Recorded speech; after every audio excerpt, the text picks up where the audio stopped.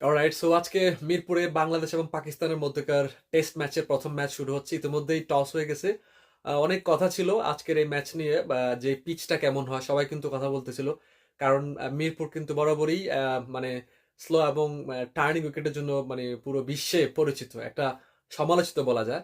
কারণ আমরা বরাবরই যখনই মিরপুরে আমাদের ম্যাচ খেলা হয় তখন খুবই মানে লো স্কোরিং ম্যাচ হয়। 200 মানে অ্যাভারেজ স্কোর হয় 200, 250 কিংবা সর্বোচ্চ 300, যেটা এখন টি-টোয়েন্টিতে হয়ে যায় সবসময়।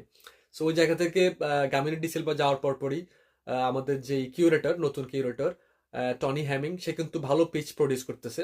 যেহেতু আমাদের পেস অ্যাটাক রিসেন্ট টাইমে খুব ভালো খেলতেছে, বিশেষ করে Nahid Rana, Taskin, Ebadot, Shoriful, they all have been performing brilliantly. So ওই জায়গা থেকে আমাদের পেস অ্যাটাকটা একটা পিকের মধ্যে আছে। তো আমরা চাইবো না যে আবারও স্পিন ট্র্যাক বানিয়ে আমাদের স্পিনের ফায়দা নিয়ে শুধু স্পিন ট্র্যাকে জিতবো, তাহলে কিন্তু আমাদের ব্যাটসম্যানদেরও প্রবলেম হয়। আমরা ধন্যবাদ দিতে পারি কিউরেটরকে, যেহেতু আজকের এই উইকেটটা একদম গ্রিনিশ উইকেট, সবুজ ঘাসে ভরা, যথেষ্ট পেস এবং বাউন্স রয়েছে এই উইকেটে। একটা মানে বোলিং ফ্রেন্ডলি উইকেট বলা যায়, সিমিং ফ্রেন্ডলি উইকেট আর কি। তো এখানে বাংলাদেশ আজকে আশা করি তিনজন তাদের স্পিডে স্টারকে খেলাচ্ছে, নাহিদ রানা, তাসকিন এবং ইবাদত দুজনেই। তাসকিন এবং ইবাদত দুজনেই অনেকদিন পর টেস্ট ম্যাচে কামব্যাক করলো। ইবাদত ইনজুরিতে ছিল, আর নাহিদ তো খেলতেছিলেন। তো সে সাথে আজকে একটু কন্ট্রোভার্সি, সেটা হচ্ছে তাইজুল ইসলামকে নিয়ে। যেহেতু পাকিস্তান টিমে প্রায় 7 জনের মতো বাঁহাতি ব্যাটার রয়েছে, ওই ক্ষেত্রে তাইজুলকে না খেলিয়ে হয়তো বা রাইটি অফ স্পিনার নাহিম হাসানকে খেলানো যেত। সে আসলে খুবই আনফর্চুনেট একটা ক্রিকেটার। মেহেদি মিরাজ কিংবা তাইজুলের কারণে তার সুযোগ হয় না in most of the cases. আজকেও তাই হলো। আমি মনে করি ইন এনি ডে সে কিন্তু মিরাজের থেকে ভালো বোলিং করে, ভালো টার্ন করায়। তো আজকে যেহেতু ওভারঅল আজকে কিন্তু এটা সিমিং কন্ডিশন, এখানে স্পিনাররা খুব একটা সুবিধা পাবে না। তাইজুল দেখা যাক সে কতটুকু করতে পারে, তার এক্সপিরিয়েন্স রয়েছে। বাট দেন অ্যাগেন তাইজুল কিন্তু মিরাজ এবং তাইজুল দুজনেই কিন্তু স্পিনিং ট্র্যাকে উইকেট নেওয়ার জন্য পারদর্শী। আজকের উইকেটটা টোটালি ডিফারেন্ট এবং তাদেরকে কোনো প্রকার হেল্প করবে না এই উইকেট থেকে। তো লুকিং ফরওয়ার্ড টু সি যে সিমার্সরা কেমন করে, বিশেষ করে তিনজন পেসার তারা কেমন করে, তাদের ভালো গতি আছে।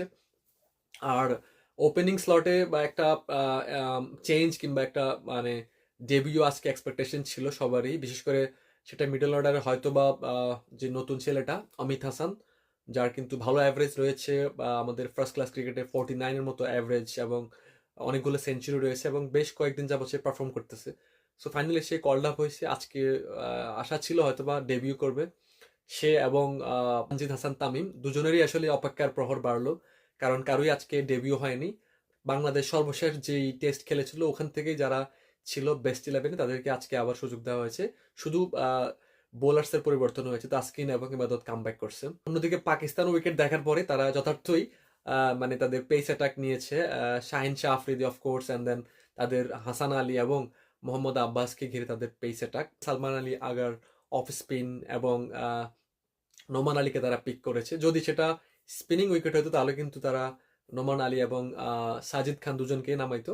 যেহেতু ফাস্ট এবং বাউন্সি ট্র্যাক, সেক্ষেত্রে তারা পেসের শক্তিটা বাড়িয়ে নিয়েছে। একজনকে তারা ডেবিউ করেছে আজকে, যেহেতু বাবর আজম লেফট আউট হয়ে গেছে at the very last moment due to injury. So তাদের একজন স্টার ব্যাটারকে তারা মিস করবে অবশ্যই। তো আজকের এই ম্যাচে আমি মনে করি বাংলাদেশের জন্য it's a turning point for Pakistan, কারণ তারা আজকে টসে জিতছে। এ ধরনের ম্যাচে কিন্তু টসে জেতাটা খুবই ভাইটাল। বাট কারণ হয় কি, টসে জিতলে প্রথম সেশনটা ভালোভাবে ইউটিলাইজ করা যায়, যেহেতু বাংলাদেশের ভালো পেসার রয়েছে, তারা ভালো গতিতে বল করে।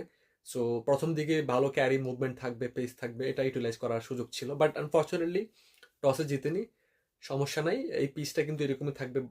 বরং থার্ড কিংবা ফোর্থ ডেতে গিয়ে আরো আরো মানে একটু ডেঞ্জারাস হয়ে যাবে এই পিচ ব্যাটসম্যানদের জন্য। তো যেহেতু নাহিদ রানা আছে এবং তাসকিন এবং ইবাদত, তারা মানে দে আর ভেরি পেসি, তারা কিন্তু যথেষ্ট অ্যাসিস্ট পাবে এই উইকেট থেকে। আর বাংলাদেশ ইতিমধ্যে আসলে তাদের ব্যাটিং এর শুরুতে বিপর্যয় হয়ে গেছে ইতিমধ্যে, আমি যখন ভিডিও বানাচ্ছি তাদের দুইজন ওপেনারই ইতিমধ্যে back to the pavilion. Sadman এবং আহ, জয় খুবই চিপলি আউট হয়ে গেছেন। এখন শান্ত এবং মুশফিকুর রহিম ব্যাট করতেছে। তো আশা করি বাংলাদেশ সেশন বাই সেশন যাবে, বিশেষ করে পাকিস্তানের যে পেস অ্যাটাকটাকে একটু সলিডলি ডিফেন্স করে খেলবে।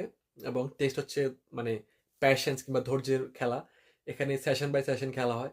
যে যত ভালো খেলবে সেশনটাকে তত ভালো ওভারকাম করতে পারবে। তো আশা করব বাংলাদেশ একটা কম্পিটিটিভ টেস্ট ম্যাচ খেলবে, যেহেতু এটা ওয়ার্ল্ড টেস্ট চ্যাম্পিয়নশিপের কাউন্ট হবে। দুটো দলই চাইবে যে ফুল পয়েন্টস নেওয়ার জন্য।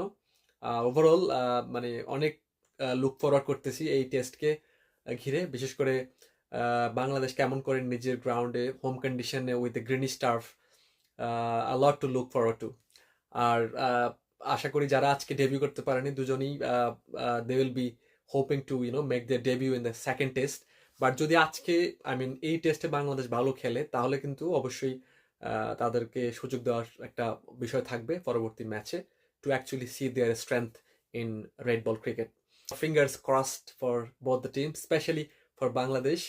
I hope they play well and they play competitive and bring it home. Cheers.